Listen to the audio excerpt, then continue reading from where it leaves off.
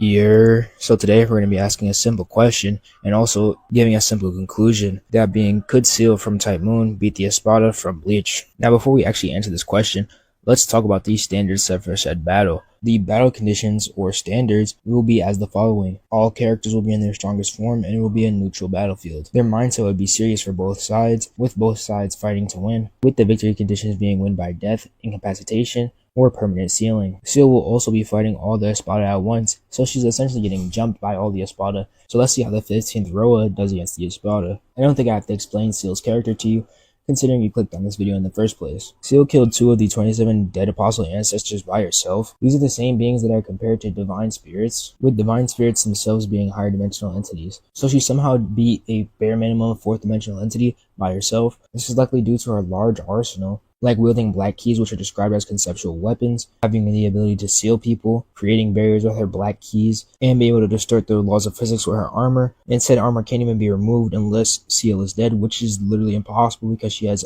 immortality. She can't die as long as Roa exists, and she will just continue to regenerate. Now, considering all this, how do the Espada stack up? And since I'm not a competent Bleach scaler, I'll pass it over to my good friend Asura. Yeah, so this is Asura. Before I get started on the Espada scaling, I just want to take a minute to thank Fate for letting me on this channel and letting me scale the Espada for this video. So without further ado, I'm just going to get the ball rolling. Let's get started. Alright, yeah, so without further ado, I'll just get started with the Espada's attack potency. Because for the most part, it's pretty straightforward, as all of them can destroy Las Noches with the Gran Racero. The hypothetical destruction of Gran Racero has been calculated to multi-continental by multiple different sources. However, these multi-continental ranges of power wouldn't really be the limit for the Espada's power. Ichigo in the previous arc was able to block the Songoku and destroy the wooden scaffold that was capable of holding all of his power. The power of the Songoku is one of a million Zanpakuto, capable of destroying even the Soul Society. The problem with this scaling is usually, was Aizen legitimate? Is he a legitimate source? Was he lying here? I think it's fair to say he was, because not only was the power of the Songoku confirmed by Soifun, who has never seen the note, but anyone who has seen the note, such as Rangiku and Toshiro, never refuted or even called this part of the note into question, only for Toshiro refuting that he killed Aizen.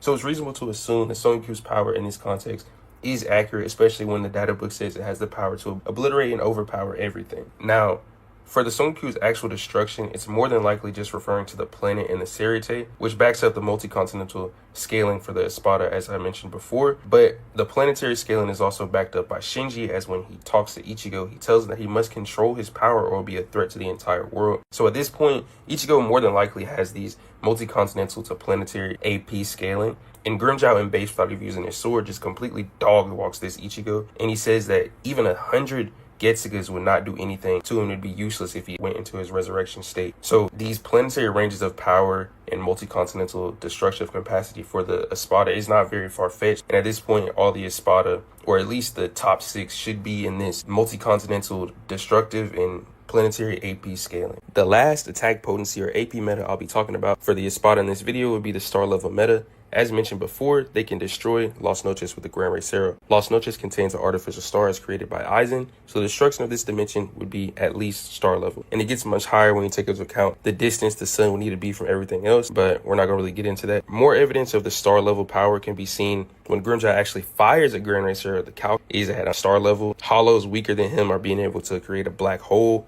and Baragon sees the stars as below him. And in the novel, they have a statement of, oh, are you trying to destroy the sun or something with the Cero? So the Espada being in these planetary to star level ranges is not very far-fetched, and potentially solar, depending on how lenient you are with the Las Noches size and when you take into account their resurrection. For speed, the Espada should upscale from Ichigo in the first arc, who is capable of reacting to and blocking Cero, which are described as spiritual light. Spiritual things are just made up of Reishi instead of Kishi, and both of those things being the particle that makes up everything in the world of living and soul society, or spiritual worlds in general. So everything in the worlds are made up of either Kishi or Reishi, which include things like suns in both worlds. So it's just the spiritual form of light, so it should be light speed, but for more consistency, it's always referred to as light, as well as Ichigo being able to cut and react to Quincy arrows, which are rays of light. Soul Society arc lieutenants, who Ichigo is capable of blitzing, were able to react to the Negacion, which has numerous statements of light, as well as being called light by Yamamoto. And then Ichigo should just scale to Soul Society arc Uryu, who's able to blitz its shadow. For more consistency, the weakest Espada could dodge light from his shadow, which we know he would have to actually dodge the light, because if he didn't,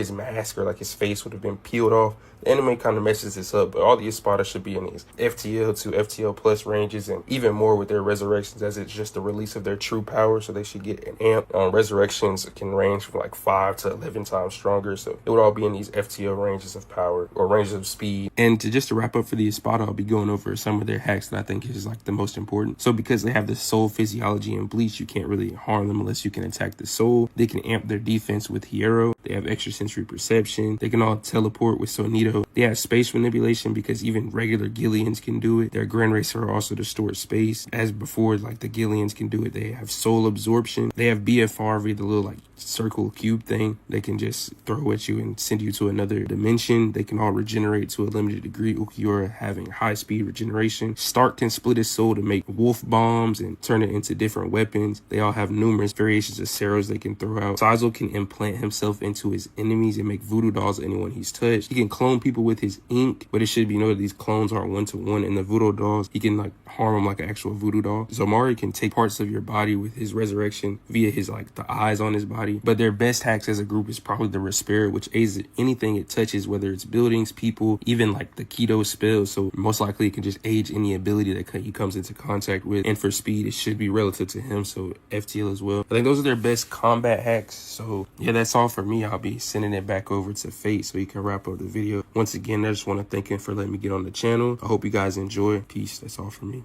Seeing all the evidence that has been presented, the conclusion should be obvious. Considering one of their main win cons being their spirituality or their inability to be touched by other characters in Crossverse, this becomes negated due to Ciel's conceptual armory. Since spiritual beings aren't physical, they're metaphysical, they still have some form of meaning that can be conceptualized, like the idea of their being, which Ciel would still be able to attack due to her conceptual armory. And we know the degrees of power between these characters are completely different, with Ciel being able to fight higher dimensional entities. For those who don't understand higher dimensional beings, we ourselves live in a 3-dimensional space, plus a 4th dimension of time. A higher dimensional being has access to extra directions that allows for infinitely greater degrees of freedom than we currently have in this 3-dimensional state in which we exist in. So at bare minimum, a higher dimensional entity should be infinitely greater than any 3-dimensional entity. This is why things like speed become irrelevant, because dimensionally she would have access to way more directions than the Espada would. Even if we said they had infinite speed or something, she would still have way more directions that they wouldn't be able to even perceive. This is all simply because they're confined to the 3rd dimension. They also have no actual way of defending against Ciel's attacks, because not only can they not deal with her conceptual attacks, but they also can't deal with her higher dimensional attacks,